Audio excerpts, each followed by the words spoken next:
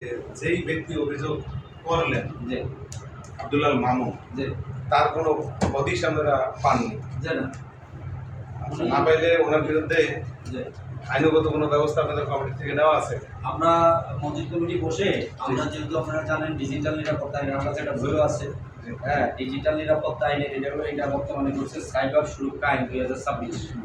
হ্যাঁ, আমরা সাইবার সুরক্ষা আইনে আমি হয়তো একটা মামলা করবো, আরেকটা হলো আপনার ওই যে মানহানির একটা মামলা করা যায়। আমরা আইনগত পদক্ষেপ নেব। আর সর্বোপরি আমাদের তো অভিভাবক আছে লালন যিনি করেছে, আমরা অলরেডি একটা ছবি উদ্ঘাটন করেছি যে পূর্বের ফেসিস্টদের সাথে ওনাদের ছবি আছে। ওনারা আমাদের নেতাকে হেয় প্রতিপন্ন করার জন্য এটাকে অলরেডি আমরা ছবি সংগ্রহ করেছি। হ্যাঁ, যে উনি এটার সাথে জড়িত। মানে আমাদের এই আপনারা তো জানেন বিএনপির ভদ্রলোকের এখানে ভদ্রলোকের সংখ্যাই বেশি। আর আমাদের স্পিকার মহোদয় ভদ্রলোক, আমাদের যে প্রধানমন্ত্রী তার আচরণ কত সুন্দর, কত মাধুর্যপূর্ণ। তাতে আমরা ভদ্রভাবে ওনার সাথে মোকাবেলা করবো। শর্ত দেন, একটা বস্তু দিলে শর্ত দেবেন। আপনি যে এই আব্দুল্লাহ মামুনের তো এই এতক্ষণ রিস্কি দিলেন, তাহলে এই আব্দুল্লাহ মামুন কি কল্পিত চরিত্র নাকি বাস্তব আছে? এদের লোক ওনাকে আমরা কোনো হদিশ পাই না এবং ওনার কোনো তথ্য পাই না। শুধু কিন্তু মামলাটা করবেন, কার বিরুদ্ধে মামলা করবেন? এটা আমরা আপনাদের সহযোগিতা নিয়ে যেহেতু আপনাদের কাছে জমা দিয়েছে। যদি আব্দুল্লাহ মামুন যদি না থাকে তাহলে সুরক্ষা আইনে মামলাটা কার বিরুদ্ধে হবে?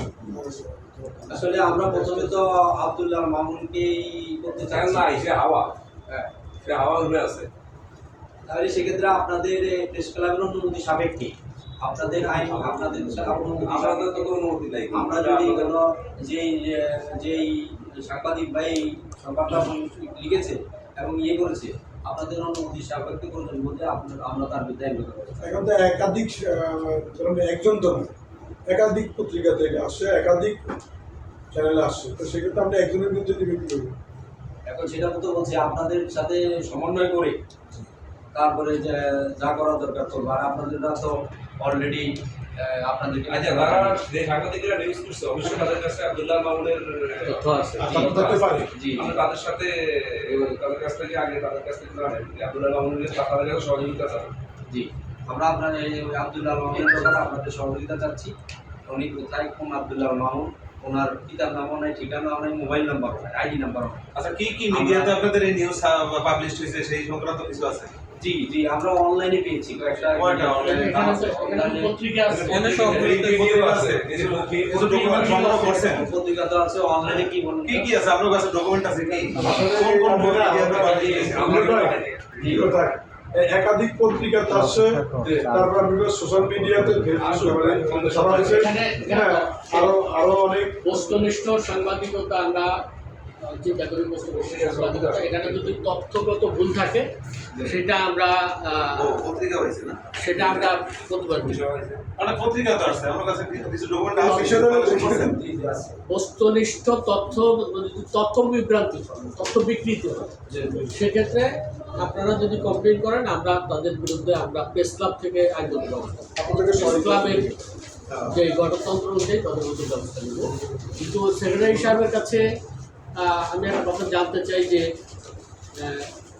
আপনার বাসার যে ধোয়া মশা এটা আপনি খাদেমদেরকে দিয়ে করেন, এটা কতটুকু সত্য? তোমারই ভালো। খাদেমকে কেন আছে? খাদেমের বৈশিষ্ট্য মোহাম্মদ রফিকুল ইসলাম। আর রফিকুল ইসলামের আপনার এই ব্যাপারে এই যে কথাটা উল্লেখ করা হয়েছে, আপনাকে যে সেক্রেটারি তার ব্যক্তিগত কোনো কাজ করা ভাষা যে না, আমাদের সাংবাদিকরা কি ওনার বক্তব্য নিছে নাকি? আমার সাথে কোনো সাংবাদিক দেখা করছিল? আপনার কোনো বক্তব্য নিছে? যে না, কোনো সাংবাদিক আপনাদের সাথে কথা বলছে? আপনাদের সাথে এই ব্যাপারে কোনো কথা বলেন? আমাদের সেক্রেটারির বক্তব্য নিছে না? আপনার বক্তব্য তো আছে, যে বলা আছে যে আমাদের কিন্তু সিনিয়র সভাপতি একটা বক্তব্য আছে, একটা বক্তব্য, সেই বক্তব্যটা বক্তব্য তো আছে, ওনারা তো অস্বীকার করতেছে। খাদেমরা খাদেমের কথা তো লেখেন, সেক্রেটারির বিরুদ্ধে নিউজটা সেক্রেটারির বিরুদ্ধে আমাদের বক্তব্য আছে না? এই নিউজের আছে, এটা তো আপনার বক্তব্য নিছে কে? আমার কাছে ফোন দিছে সাংবাদিক দুলাল সাহেব। হ্যাঁ তাহলে আমার বক্তব্য নিয়ে নিউজ করছে, আমার বক্তব্য তো আছে। আমার বক্তব্য আমি সভাপতি সেক্রেটারি দুজনের কিন্তু আমি দুলাল ভাইকে বলেছিলাম ফোন করছে বলে সভাপতি জি উনি আমাকে বলছি স্যার আমি বলছি যে আপনার কাছে যেহেতু অভিযোগ দিয়েছে আপনি একজন বিজ্ঞ সাংবাদিক আপনি একটা কাজ করেন আপনি স্পটে যান আমাদের কাগজপত্র আমাদের ম্যানেজিং কমিটির সাথে বসে এগুলো পর্যালোচনা করেন আপনি খুশ করে একটা সংবাদ পরিবেশন করতে পারেন না আপনি আগে জাস্টিফাই করেন করার পরে যদি আপনার কাছে মনে হয় যে না এটা সত্যতা আছে তাহলে আপনি করেন কিন্তু খুশ করে যে দুলাল ভাই কেন করলো আমার অভিযোগ তো হয়েছে দীর্ঘদিন আগে। অভিযোগ হওয়ার পরে যেটা আপনি বললেন একটু আগে পাঠ করেছেন যে অভিযোগ অনুযায়ী কিন্তু সংবাদ পরিবেশন হয়েছে। সেই ক্ষেত্রে যে অভিযোগটা ধর্ম মন্ত্রণালয় হলো সেই বিষয়ে আপনারা কেন সংবাদ প্রকাশের আগে কোনো উদ্যোগ নেন বা সংবাদ সম্মেলনটা কেন করেন? শোনেন আমরা এটা জানতাম না যে এটাতে ওইখানে দিয়েছে আমাদেরকে যেদিন সংবাদটা দেওয়া হয় সেদিন বিকালে আপনাদের দুলাল ভাই ফোন দিয়েছিল কিন্তু আমি ঢাকাতে ছিলাম আমার সেক্রেটারি তুলেছিল আমরা বলছি না আপনার বিরুদ্ধে যদি আমাদের বিরুদ্ধে যদি এরকম একটা কথা বলে আপনি মসজিদের এখানে আসেন এসে এগুলো জাস্টিফাই করেন দেখেন আমাদের থেকে জানেন আমাদের একটা মসজিদ কমিটি আছে তাদের থেকে জানেন হ্যাঁ কিন্তু ইতিমধ্যেই এই সংবাদটা হয়েছে আপনাকে আবার একটু প্রশ্ন করতে চাইছিলাম ধর্ম মন্ত্রণালয় যে অভিযোগটা করছে আব্দুল্লাহ মামুন তার যদি ভিত্তি না থাকে যে অভিযোগের কতটুকু ভিত্তি আছে এটা হলো আমার প্রশ্ন। দ্বিতীয় প্রশ্ন হলো আব্দুল্লাহ মামুন যে কোনো জৈনিক ব্যক্তি হতে পারে। জি আরেকটা বিষয় হলো আপনি সাংবাদিকদের দায়ী করছেন না আমি দায়ী করতেছি না আপনি বলছেন যে যদি তারা আসলে যদি অপরাধ করে তাহলে আপনি তাদের ভিতরে প্রেস ক্লাবের সাথে আলোচনা করে ব্যবস্থা গ্রহণ করার চেষ্টা করবেন বা আইনি কোনো সুযোগ আছে কিনা এটা প্রেস ক্লাব সভাপতি বলছে যদি তথ্যগত কোনো ভুল হয় আমরা আপনার পাশে আছি। জি দ্বিতীয় প্রশ্ন হলো এই যে মসজিদ দীর্ঘ 75 সালে 1975 সালে প্রতিষ্ঠা হয়েছে এই মসজিদের যে অবস্থা এই মসজিদ কি ধর্ম মন্ত্রণালয় বেতন আপনাদেরকে দেয় কিনা তার আন্ডারে আপনাদের কমিটি হয় কিনা যেখানে এই বিচারটা নিয়ে গেল যে সর্বোচ্চ লালমোহনের স্পিকার মহোদয় হয়েও তার বাইরে গিয়েও তারা উনি কাছেও কিন্তু এটা পাঠাইতে পারতো বা প্রেস ক্লাবের সভাপতির কাছে আসতে পারতো সেক্রেটারির কাছে আসতে পারতো সেদিকে না যায় তারা ধর্ম মন্ত্রণালয়ে গেছে আসলে ধর্ম মন্ত্রণালয়ের সাথে আপনাদের এই মসজিদের কোনো সংশ্লিষ্টতা আছে কি? কথা আরো আছে সভাপতি সাহেব তার বক্তব্যে বলে গেছে যে এটার উত্তর আমার মিলন ভাইটা আপনি পরে দেন আমার যেটা জানতে চাইছি সেটা দেন।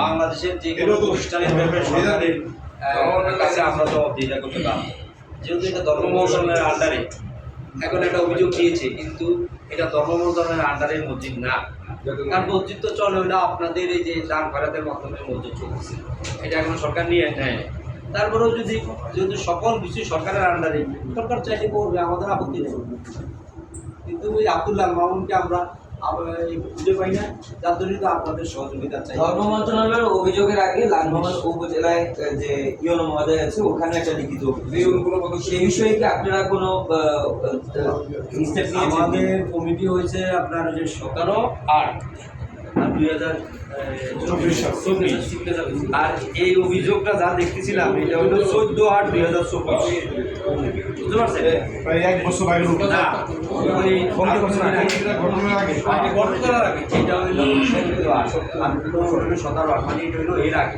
আগের কমিটির বিরুদ্ধে কার বিরুদ্ধে করছে কি করে জানি না এই যে আমাদের আচ্ছা, যারা এই অভিযোগ করছে বা আপনি যে অভিযোগগুলো করেছেন এই অভিযোগের সূত্রে কি সংবাদগুলো প্রকাশ হয়েছে কি বলে মনে হচ্ছে নাকি এই অভিযোগের বাইরে থেকে সাংবাদিকরা মন করা কিছু লিখেছে বলে আপনার মনে হচ্ছে? না সাংবাদিক ভাইরা তো আসলে কেন মন করা করবে সাংবাদিক ভাইদের সাথে তো আমাদের কোনো ব্যক্তিগত আক্রোশ নাই কোনো ইয়ে নেই বুঝলাম না এই প্রতিষ্ঠান নেই আমাদের সাংবাদিক ভাইরাও এখানে অর্থ দেয় এবং ওনারা নিয়মিত মুসল্লি সাংবাদিক ভাইরাদের সাথে আমাদের কোনো রাসায়নিক বিষয়ও নেই মসজিদেরও নেই কিন্তু ওনাদের কাছে একটা দিয়েছে আব্দুল্লাহ মামুন আমার বক্তব্য হইল সাংবাদিক ভাইরা অত্যন্ত বিচক্ষণ মানুষ ওনারা অত্যন্ত অনীতিউচ্চ যদি ওনারা আব্দুল্লাহ মামুনকে বসিয়ে আমাদের সাথে বসে কনসাল্ট করতো তাহলে মসজিদটা কিছু বসে আমরা আসলে সাংবাদিক ভাইদের কাছ থেকে এই টাইপের আশা করছি আপনাদের কাছে আপনাদের যে কমিটিটা হয়েছে কমিটির আগে হইলো অভিযোগ মানে এই কমিটির আপনাদের কমিটির আগে হইলো অভিযোগ ওই অভিযোগের ভিতরে কোন ব্যক্তির নাম উল্লেখ করা আছে না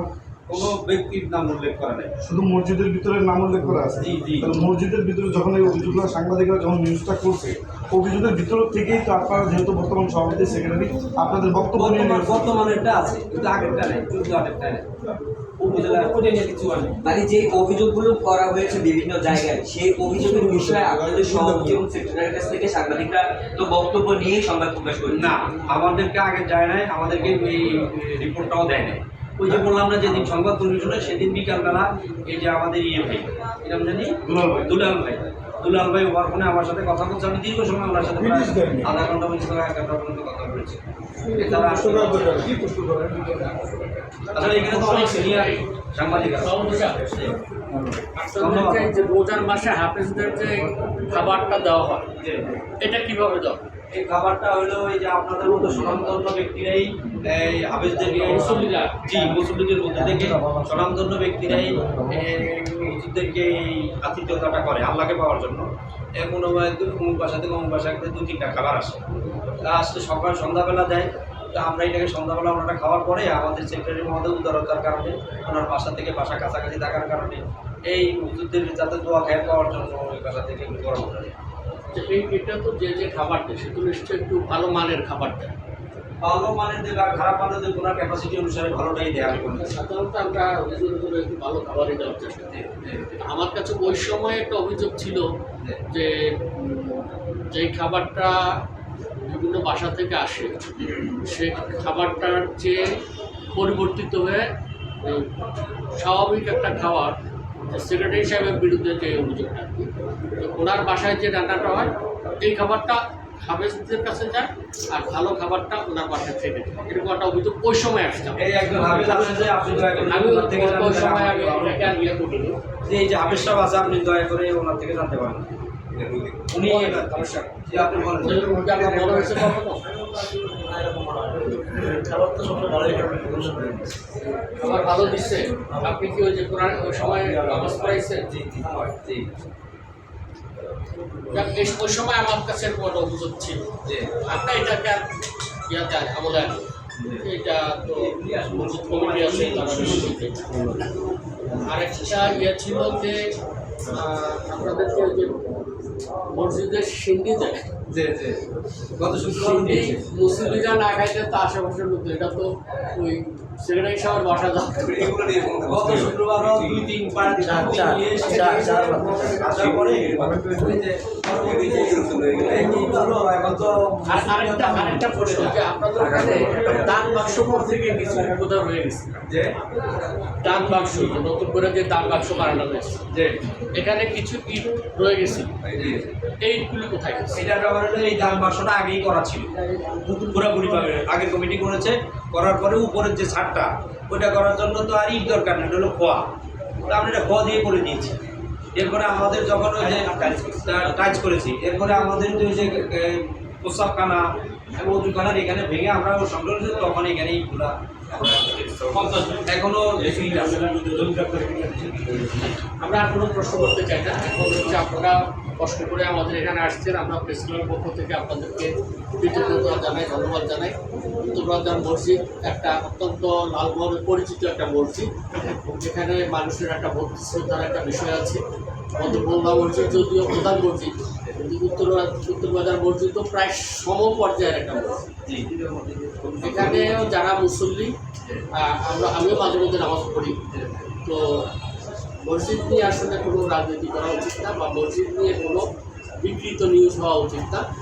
এটা যদি কোনো তথ্য বিভ্রান্তি থাকে, এটার মসজিদের বিরুদ্ধে যদি অপপ্রচার করা হয়ে থাকে, আমরা প্রেস ক্লাবের পক্ষ থেকে আপনাদের প্রচার করব।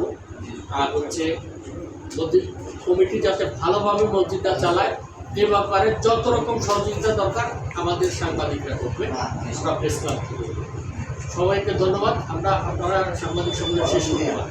যে আমরা আপনাদেরকে প্রেস ক্লাবের সভাপতি, সেক্রেটারি সহ, ম্যানেজিং কমিটি সহ এবং সম্মানিত যে সাংবাদিক বৃন্দ সহ এবং যারা এই যে মুসলিমবৃন্দ প্রতিপক্ষে যারা আছেন আমাদের সহ সকলকে আমরা আপনাদের এই মূল্যবান সময় মসজিদের সাথে দেওয়ার জন্য আমরা আপনাদের উপর অত্যন্ত কৃতজ্ঞ এবং মহান রব্বুল আলামিনের কাছে আপনাদের দীর্ঘায়ু সুস্থতা কামনা করছি। আসসালামু আলাইকুম। সাংবাদিক